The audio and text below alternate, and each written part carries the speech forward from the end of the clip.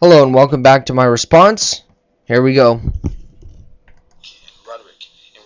And then he dragged something in about Muslims having sex with animals, something that's not in the Quran. That's wrong. Chapter 4, verse 24. Whatever your right hand possesses is lawful for you. Something that is not in any of the 6 authentic books of hadith that are called Siha Asitta. Look it up, people. If he brings any hadith, he'll bring a Shiite hadith. The word Shia is nowhere in the Quran. Nowhere in the Quran. But he wants to catch. So what? The word Tawheed isn't in the Quran. So what, are you saying that this isn't a part of Islam? This is the dumb logic and reasoning of Muslims. Where's the word Bible in the Bible?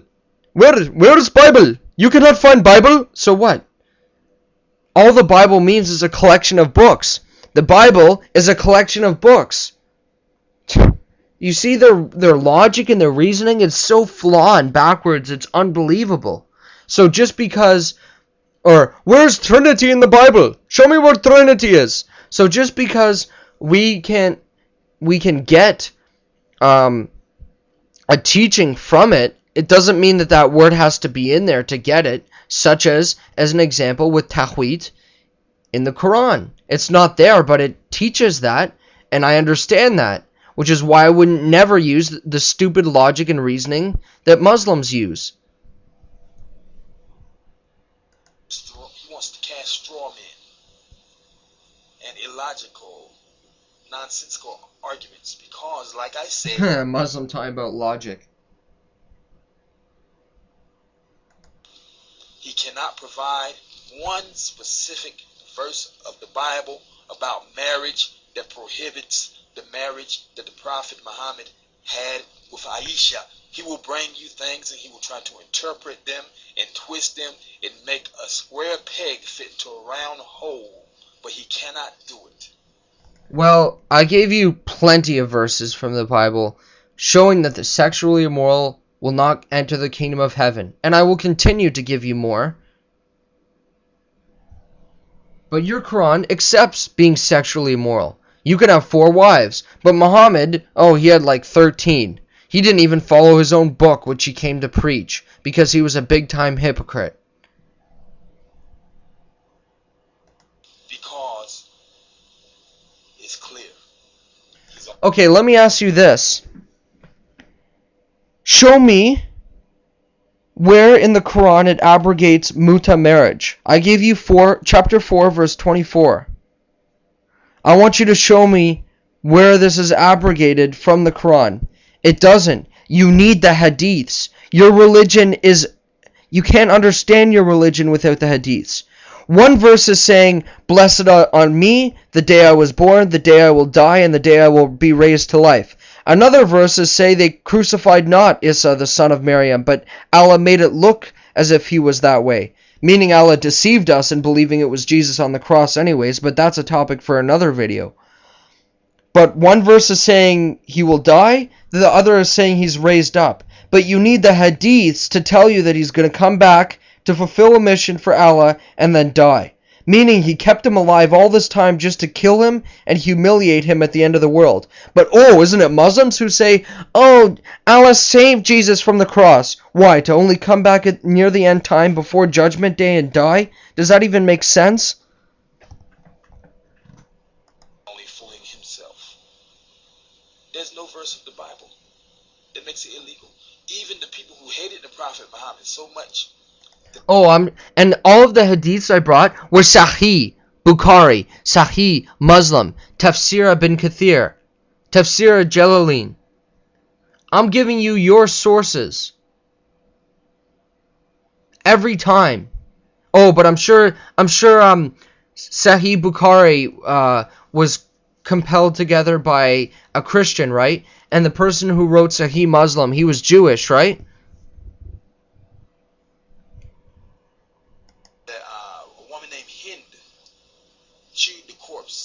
Chewed the liver of the Prophet Muhammad's dead uncle Hamza. She never criticized the Prophet Muhammad's marriage. That's because they would chop her head off if she did. Look, if Muhammad's little baby wife Aisha wanted to run away from the home and he beat her from doing that, as Sahih Bukhari records, who has any freedom if you can beat your wife?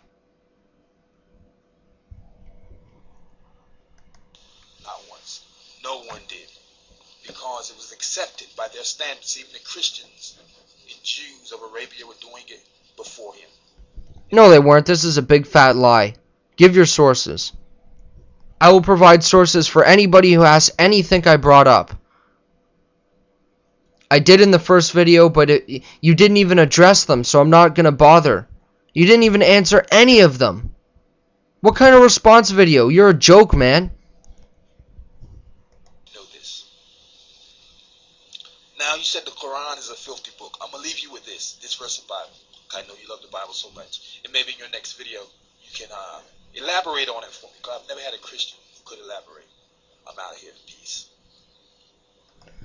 Okay, this verse is talking about not women, but Judea and Jerusalem are the two women lusting after other gods, lusting after other tribes, and lusting after other religions, like how a whore lusts after a man with a big penis. But if that's a problem for you, how come in the literal sense, Muhammad said that in the heaven of Allah, you will have an endless penis, and the woman's vagina will be fit for that? I want you to explain to me that. And if you need the source, in a second I will get it. In fact, let's get it right now.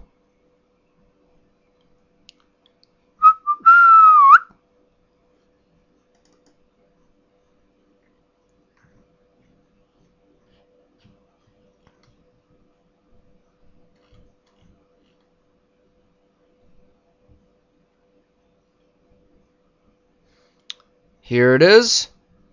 As you see, this is an Islamic website.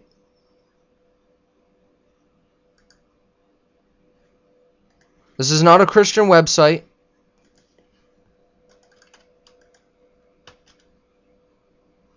And while it's loading, I'm going to talk about something.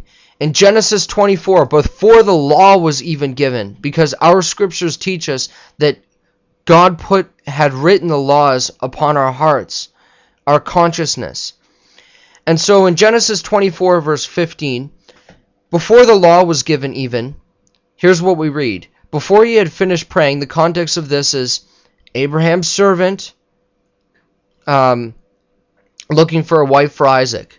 He saw a young woman named Rebekah coming out with her water jug on her shoulder. She was the daughter of Bethuel, who was the son of Abraham's brother Nahor and his wife Milcah. Rebekah was very beautiful and old enough to be married. You see, they had something called the age of marriage. She wasn't 6 years old, is not old enough to be married, but she was still a virgin. She went down to the spring, filled her jug, and came up again. Running over to her, the servant said, "Please give me a drink of water from your jug." So before Muhammad, even the tribal people had laws. So here's it talking about the penis of Muhammad. Chapter 108 is about Allah defending the penis of Muhammad. This is Muhammad saying that your penis will be endless palm tree in heaven. Please explain to me this. So in the passage in Ezekiel, it's not in a literal way. It's talking about the women lusting after other gods like a whore lusts after men. But your prophet is offering you this in heaven. Please explain to me that. Then if we type in sexual in Bible Gateway in the search, you will see all over talking about not to have immoral sexual relationships. This is all over the Bible. It's wrong. Your religion permits it. As the verses I gave, as what Muhammad he did. But the cowardly, the unbelieving, the vile, the murderers, the sexually immoral, those who practice magic arts, the idolaters, and all liars, their place will be in the fiery lake of burning sulfur. This is the second death. As I have a bit more time, we'll go over one more verse. Hebrews chapter 13 and verse 4. Marriage should be honored by all, and the marriage bed kept pure, for God will judge the adulterer and all the sexually immoral. See that no one is sexually immoral or is godless like Esau, who for a single meal sold his inheritance rights as the oldest son. It's all over our book. Your book permits it in every way possible. And your religion does, because of its filth. Thank you guys. See you later.